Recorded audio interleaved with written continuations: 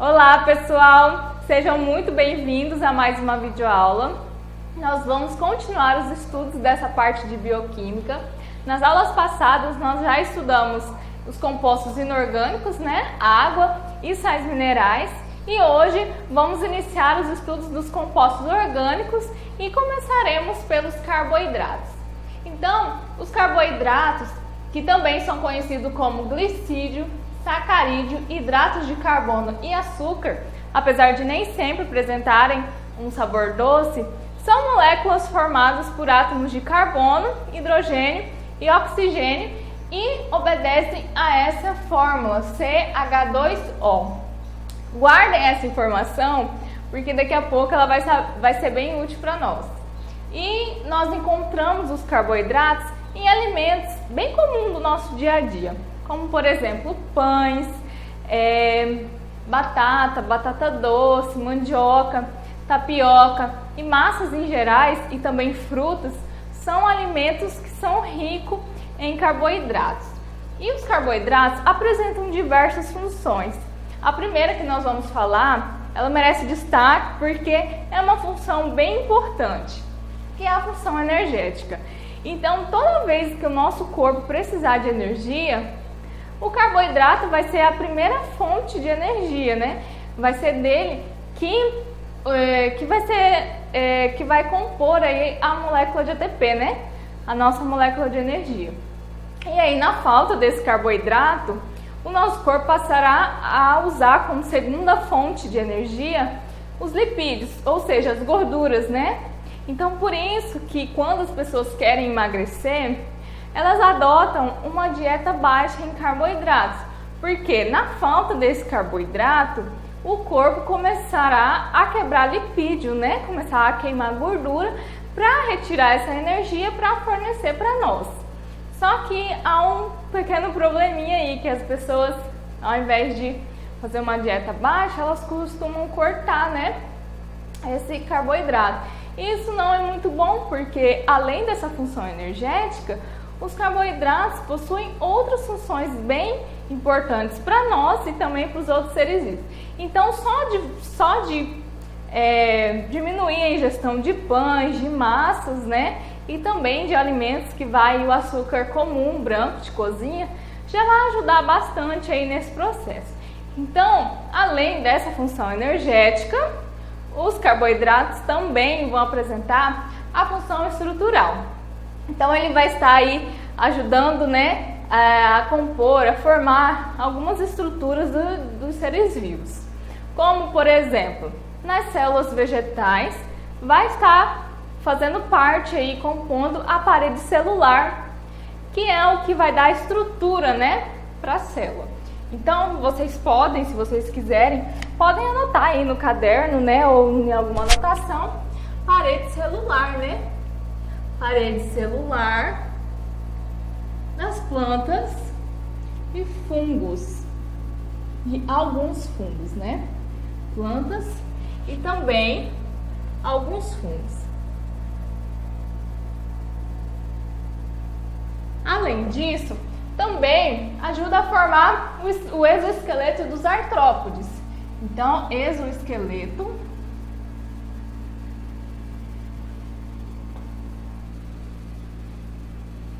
dos artrópodes, que são os aracnídeos, os crustáceos e também artrópodes e também dos insetos.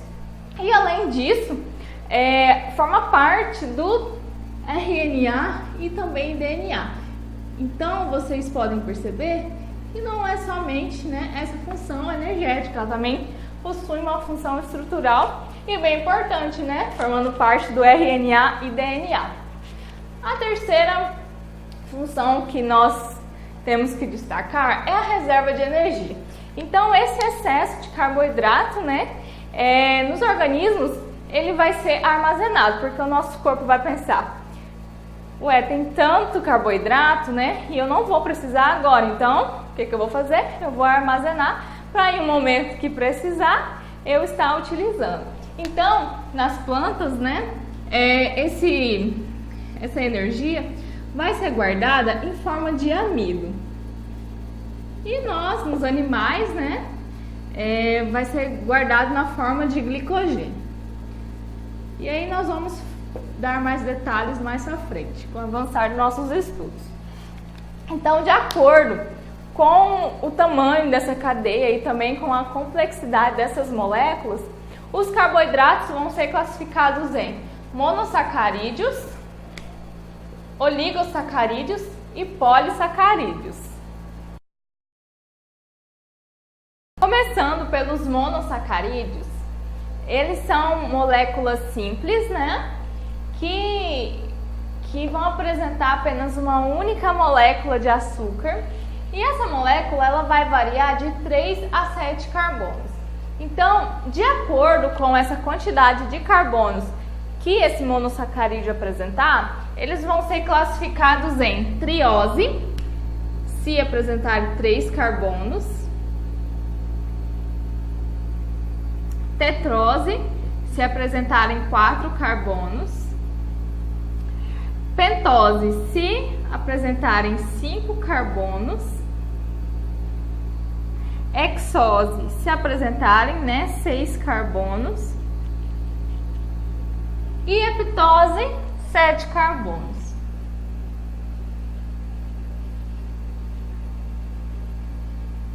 E aí, nesse momento, que nós vamos utilizar aquela fórmula que nós falamos agora há pouco.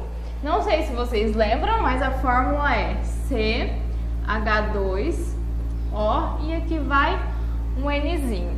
Então, esse N vai ser a quantidade de carbono, de átomos de carbono, que a molécula vai apresentar. Então, vamos fazer aqui com a triose. Então, vamos colocar, CH2O. E aí, aqui no lugar do N, a quantidade de carbono, que no caso da triose é 3. Então, a gente faz uma multiplicação simples. Aqui vai ser 3, 3 carbonos. Aqui no hidrogênio vai ser multiplicado por 2. Vão ser 6 hidrogênios e 3 oxigênios. No caso da tetrose, vai ser C4, H8, porque vai ser multiplicado, e O4. No caso da pentose, C5, H10, O5. No caso da hexose, que são 6 carbonos, vai ser C6, H12, O6. E no caso da heptose, que são 7 carbonos, vai ser C7, H14, O7. Então, vocês podem perceber que não é tão difícil assim. Quando a gente vê a fórmula, já dá até um certo medinho, A gente já pensa, meu Deus, o que é isso? Mas só que é bem simples, de fazer aí essa associação. Então, dessas subdivisões, a que você precisa saber, que é a que geralmente cai nas provas, tem mais ocorrência, são as pentoses e as hexoses. Então, as pentoses, que são as moléculas que vão apresentar, os monossacarídeos que vão apresentar 5 carbonos na sua constituição, tem uma função estrutural. Então, ela vai estar participando aí da constituição do RNA, No caso, a ribose vai estar participando da constituição do RNA, e a desoxirribose vai estar fazendo parte, vai estar constituindo o DNA. E aí, a desoxirribose apresenta uma particularidade. Enquanto a ribose, vai apresentar aquela fórmula ali que nós acabamos de ver, C5, H10, O5, a desoxirribose vai ser um pouquinho diferente. Ela vai ser C5, H10, O4. E isso, pessoal, esse esse átomo vai apresentar um oxigênio a menos. Isso é para que essa molécula seja mais estável. O outro grupo, né, que são as hexoses, vão ter a função energética.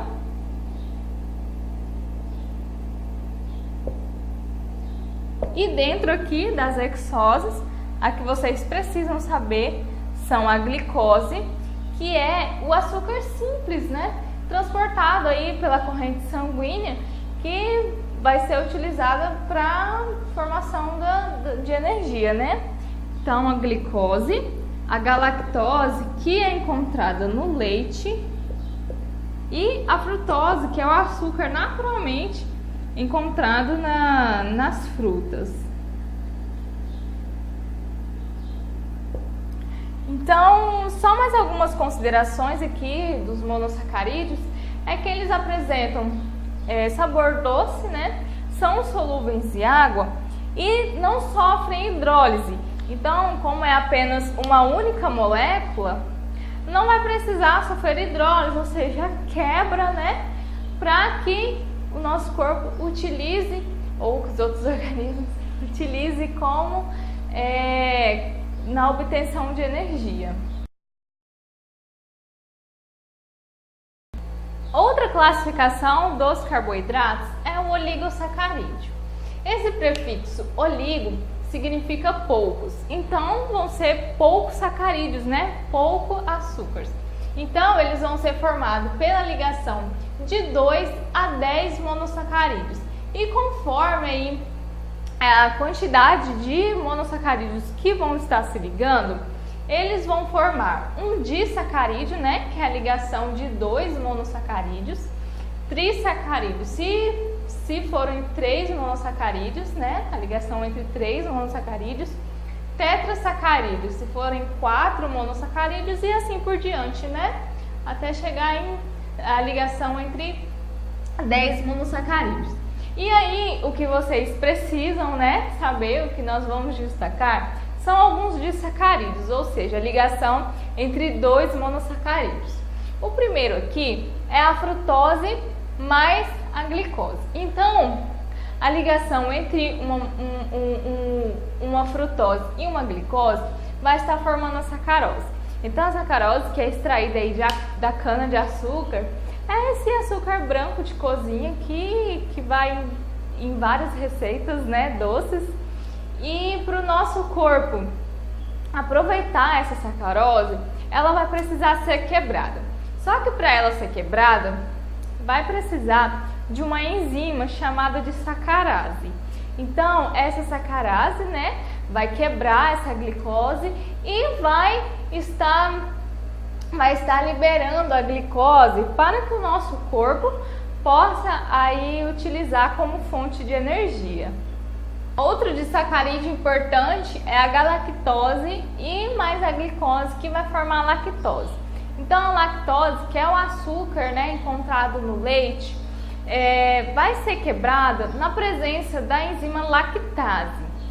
Então, quando nós ingerirmos, né, leite ou derivados do leite, vai ser preciso que essa enzima quebre essa lactose para que seja liberada a glicose para que nós aproveitamos essa energia, né? E aí acontece que pessoas que têm intolerância à lactose, geralmente ou elas não produzem, né, essa enzima lactase, ou produzem em quantidade insuficiente. E aí o que vai acontecer? Quando a pessoa ingere esse alimento, essa molécula não vai ser quebrada, né? Esse disacarídeo não vai ser quebrado. E aí, ao chegar ali no intestino, as bactérias que fabricam ácido lático e gases vão começar a degradar, né? A fermentar essa molécula, esse disacarídeo. E aí, como consequência, a pessoa vai ter diarreias e também vai ter bastante cólica, né? Causada aí pelo acúmulo desses gases. Outro disacarídeo importante é a maltose, que é encontrada no malte e na cevada, que são usados na fabricação de cerveja. A maltose ela é formada pela união de duas glicoses. E para que o nosso corpo possa, aproveitar essa glicose aí como fonte de energia, essa maltose precisa ser quebrada pela enzima maltase. Então, no nosso organismo, essa maltose vai ser quebrada aí por essa enzima chamada de maltase. Para que os monossacarídeos possam estar aí se unindo para formar, por exemplo, uma sacarose, uma lactose ou uma maltose, essa união vai ser feita por meio de uma ligação chamada de ligação glicosídica. Então aqui nós temos a representação de uma glicose e também de uma frutose. E aí, para fazer a união, desses dois monossacarídeos, um monossacarídeo vai perder um hidrogênio e o outro monossacarídeo vai estar perdendo uma hidroxila, que é esse grupo aqui, OH. Então, esses dois monossacarídeos vão se unir, a partir da ligação aqui entre o hidrogênio e a hidroxila, e aí vão formar uma sacarose. Essa hidroxila e esse hidrogênio juntos vão formar uma molécula de água, Vocês podem ver aqui 2 hidrogênios e um oxigênio, formando uma molécula de água. E não sei se vocês lembram, mas o nome dessa reação aqui, nós falamos um pouquinho dela na aula de água, é chamada de síntese de desidratação.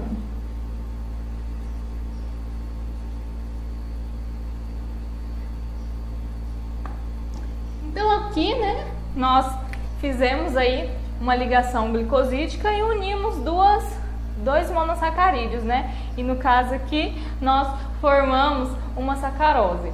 Para que essa ligação glicosídica seja quebrada, para que haja aí a quebra desse disacarídeo, vai ser feito por meio da hidrólise, que é outra reação que nós também falamos, junto com a síntese de desidratação. Então, vai ocorrer aí a hidrólise para fazer a quebra dessa ligação glicosídica e vai ser adicionando água. E para haver também a quebra, desses disacarídeos, eu também já falei que vai aí uma enzima específica, precisa de uma enzima específica aí no momento dessa hidrólise, no caso da sacarose e uma sacarase, da lactose e uma lactase, de uma maltose, uma maltase.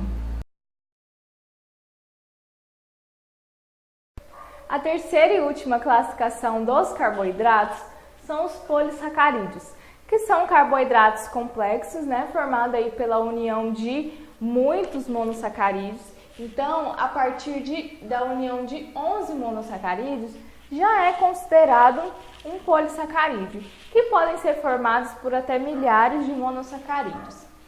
Eles também formam polímeros. Polímero é o conjunto de estruturas semelhantes que se repetem. Cada molécula dessa que vai se repetir é chamado de monômero. Então, os polissacarídeos vão formar polímeros. No caso aqui, cada estrutura dessa que se repete, cada monômero, é chamado de monossacarídeo. E os polissacarídeos, eles possuem importantes funções, que são funções estruturais e também energéticas, E tem alguns polissacarídeos que é importante você saber. O primeiro, com função estrutural que nós temos, é a celulose. Então, a celulose é o composto orgânico mais abundante na natureza. Isso, porque ele compõe a parede celular das células vegetais. E nós, seres humanos, não conseguimos digerir essa celulose porque nós não temos essa enzima que vai ser aí responsável pela digestão, desse polissacarídeo, dessa celulose. E são poucos os organismos que produzem essas enzimas. Mas os ruminantes, por exemplo, a vaca, o boi, por exemplo, eles, assim como nós, eles não produzem essa enzima, né? No caso que é a celulase, né? Que está aí responsável por fazer essa quebra dessa celulose para que o organismo possa usar aí essa glicose como fonte de energia. Eles também, né? Os ruminantes, eles também não produzem essa enzima, mas eles são organismos, né? São animais herbívoros, né? E se alimentam de folhas que são ricas em celulose. Então, coitados, eles precisam, né, de algo que vá quebrar essa celulose no estômago deles. Então, eles vão ter no estômago algumas bactérias, né, que vão ser capazes de liberar essa enzima celulase e permitir que a celulose seja digerida e então utilizada como fonte de energia. E apesar de nós, né, seres humanos, não produzirmos, né, essa enzima, ela não é totalmente inútil assim para nós, porque essa celulose também é conhecida como fibras, né? Acho que todo mundo já ouviu falar de fibras, né? Mas na verdade às vezes a gente nem se liga no que é. Então essas fibras, elas vão ajudar absorvendo água, né, e dando mais consistência às fezes e consequentemente vai facilitar aí na hora da defecação. Então para nós não é tão inútil assim, né, estar ingerindo essa celulose. Outro polissacarídeo que também tem a função estrutural e que é importante é a quitina, né? Que é um polissacarídeo um pouquinho diferente porque ele é nitrogenado, ou seja, ele tem o acréscimo, né, de nitrogênio na sua estrutura. E está presente na estrutura do exoesqueleto dos artrópodes, que são os crustáceos, aracnídeos e também os insetos. E também vai estar aí presente na parede celular dos fungos. Com a função energética, nós temos o amido e também temos o glicogênio, que é muito importante vocês saberem, né? Então, o amido ele é encontrado apenas nos vegetais, como por exemplo batata, né? E a mandioca. E também em sementes como o milho e também o trigo. E funcionam como reserva, né, de energia desses vegetais. E para que essa glicose, para que ela seja aproveitada, o amido ele é quebrado pela enzima amilase que fica na nossa saliva. Então a digestão desse amido vai acontecer em duas etapas. Na primeira etapa, esse amido vai ser quebrado, né, pela enzima amilase em moléculas de maltose. E na segunda etapa, essa maltose ela vai ser quebrada em moléculas de glicose que aí então vão ser absorvidas, né, e usadas como fonte de energia. E o glicogênio, enquanto as plantas armazenam a energia em forma de amido, os animais, né, incluindo nós e também os fungos, temos como reserva de energia, reserva energética, o glicogênio. E devido ao consumo, né, excessivo de açúcar, esse excesso ele é guardado e armazenado em forma de glicogênio nas células do fígado e também nas células musculares. E quando houver a necessidade do glicogênio, né, de energia, o glicogênio ele vai ser quebrado e convertido em moléculas de glicose para ser usado pelo organismo. Esse processo, né, da quebra do glicogênio em glicose é chamado de glicogenólise. Então, pessoal, fizemos aqui um apanhado básico, né, dos carboidratos e os principais pontos, né, que você precisa saber, obrigatoriamente, né, precisa saber. Importante que os seus estudos não sejam só feito pelas videoaulas, que você tenha algum material que você possa estar lendo e tendo mais algumas informações, né? Apesar que as mais importantes eu tentei colocar aqui nessa videoaula. E essa foi a nossa aula de hoje, né? Sobre carboidratos. Na próxima aula nós continuaremos com os estudos aí dos compostos orgânicos e vamos falar dos lipídios. E se de alguma forma eu te ajudei, né? Se você tirou alguma dúvida, dê o seu like, se inscreva no canal aí para estar me ajudando, né, a divulgar esse meu projeto. E até a próxima aula. Tchau, tchau!